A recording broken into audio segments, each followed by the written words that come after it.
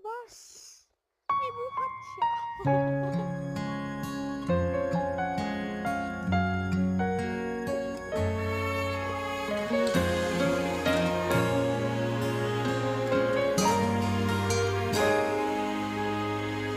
Ang pagkabalisay di magdadagdag.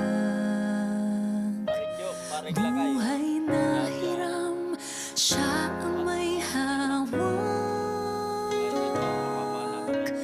Pagtibayin ng tiwala sa amang liyag, sa kanyang pangako, siya'y laging tapat. Tayo'y higit kaysa ibon sa langit.